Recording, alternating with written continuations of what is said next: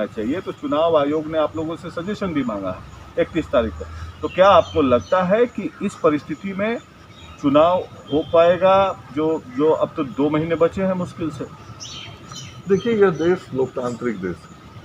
लोकतांत्रिक व्यवस्थाओं को चलाने के लिए संविधान के अंदर सभी संस्थाओं को जिम्मेवारियां दी गई हैं और सभी संस्थानों को अधिकार भी दिए गए हैं। चुनाव कराने की जिम्मेवारी देश के निर्वाचन आयोग को दिया गया। निर्वाचन आयोग जैसा भी निर्णय करता है उसके अनुसार हम सब लोग बिहार के स्वास्थ्य मंत्री के नाते आपको अभी स्थिति जो आकलन कर पा रहे हैं, उसमें आपको क्या लगता है कि 2 महीने में बिहार चुनाव के लिए तैयार हो पाएगा? तो मैं कह रहा हूँ कि स्वास्थ्य मंत्री के नाते आकलन करके जो लोगों को स्वास्थ्य सुविधाएं देनी है वो स्वास्थ्य सुविधाएं देना हमारा काम है और उस काम को हम कर रहे हैं। लेकिन संविधान ने विभिन्न संस्थाओं को अधिकार दिए, उनको जिम्मेवारियां दी हैं। हर संस्थान के पास जो जिम्मेवारी और अधिकार है उसके तहत काम करना होता है। देश के निर्वाचन आयोग को इस देश के अंदर चुनाव की व्यवस्थाओं का संचालन करना होता है। वो तय करता है कब कहाँ क्या कैसे करना है और राजनीतिक दलों से भी विचार विमर्श कर रहा है। आरजेडी ने तो मना कर दिया कि चुनाव नहीं होना चाहिए, इसको डेफर कर देना चाहिए, राष्ट्रपति शासन लगा देना चाहिए। पता नहीं, मैंने तो नहीं सुना।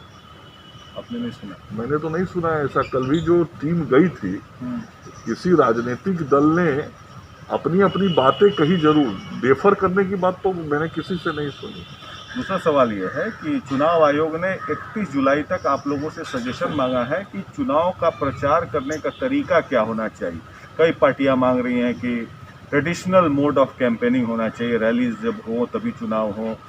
आपको क्या लगता है इस कोरोना काल में क्या वर्चुअल रैली ही व्यवस्था ठीक है? आप लोग क्या सजेशन देने वाले हैं? नहीं, जो भी दलगत सुझाव और व्यवस्थाएं जानी है, हमारे दल में अध्यक्षीय व्यवस्था है और भारतीय जनता पार्टी के अध्यक्ष के नाते हमारे प्रदेश के अध्यक्ष इन विषयों पे समेकित नेताओं से। तो वो बीमार हैं? नहीं, अभी तो वो 3-4 दिन और रहेंगे, लेकिन 31 में अभी बहुत दिन। आप भी प्रदेश अध्यक्ष रहे हैं और आप कमेटी में गए भी थे इलेक्शन कमीशन के पास जब सजेशन देने, तो आप क्या सजेस्ट करेंगे? नहीं, बिल्कुल। मैं तो जब सजेशन देने गया तो वहाँ जो दल कल दिल्ली गए वो सारे लोग तो चुनाव कराने की बात कर रहे थे और चुनाव कराने के लिए वो लोग सारा सुझाव दे रहे थे मेरे सामने, मैंने तो सुना है।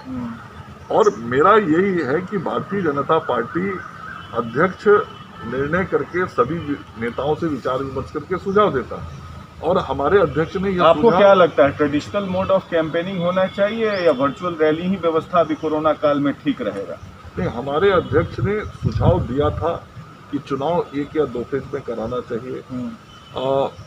जो फिजिकल डिस्टेंसिंग है उसका हम सब लोग को चुनाव प्रचार में ध्यान रखना चाहिए और ट्रेडिशनल तरीके भी अपनाए जाने चाहिए और आधुनिक तरीके दोनों को मिला के करना चाहिए। ये सुझाव हम लोगों ने। ट्रेडिशनल तरीके में तो हेलीकॉप्टर और रैली तो हो नहीं सकती है। अब उसी को तो विस्तार से सुझाव मांगा है चुनाव आयोग ने, तो विस्तार से पार्टी और सुझाव देगी। और मेरा आखिरी सवाल ये है कि लगातार संख्या बढ़ रही है, जैसा कि देखा गया है। आप लोग समुचित व्यवस्था में लगे हुए हैं और आप लगातार मीडिया से संपर्क भी बनाए रहते हैं, लेकिन जब कभी हम लोगों को कोई जानकारी लेनी रहती है तो आपके प्रधान सचिव जो हैं वो फ़ोन नहीं उठाते हैं, कोई जवाब मीडिया को पता नहीं चल पाता है और देश और बिहार के लोग भी नहीं जान पा रहे। तो क्या आपने प्रधान सचिव को मना किया है कि आप न बोले, मैं ही बोलूँगा? नहीं, ऐसी बात नहीं है।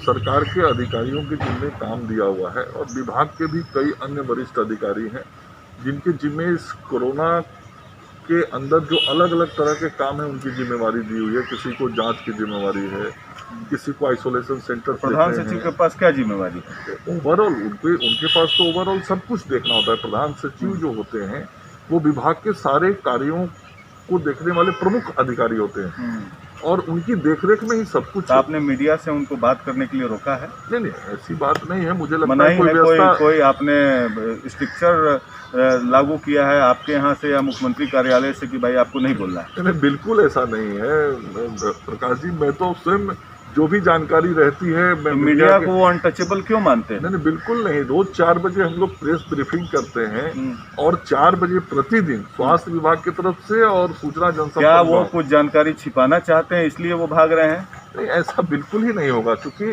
आप देखिए 4 बजे हमारे सचिव लोकेश सिंह और सूचना जनसंपर्क विभाग के सचिव अनुपम जी दोनों इकट्ठा बैठ के आप तो जूनियर ऑफिसर हैं, जो नहीं, मुखिया है, सचिव हैं हमारे, हाँ, प्रधान तो सचिव। सचिव को, दोनों विभाग के सचिव को यह कहा गया है सूचना देने के लिए, और एक एक सूचना जानकारी दी जाती है। इसके अतिरिक्त भी चाहे आप इलेक्ट्रॉनिक मीडिया के हमारे साथी हों या प्रिंट मीडिया के, हमसे जो भी जानकारी मांगी जाती है और जो कुछ हम कर रहे होते हैं, हर जानकारी को आपके साथ शेयर करते हैं। नहीं, आप तो कर रहे हैं, आप तो ट्विटर पे हैं, फेसबुक पे हैं, आप सब फ़ोन पर भी उपलब्ध रहते हैं, लेकिन इस कोरोना काल में बिहार के लोगों को बिहार में क्या व्यवस्था हो रही है उसको जानने का हक है, और मीडिया एक माध्यम है।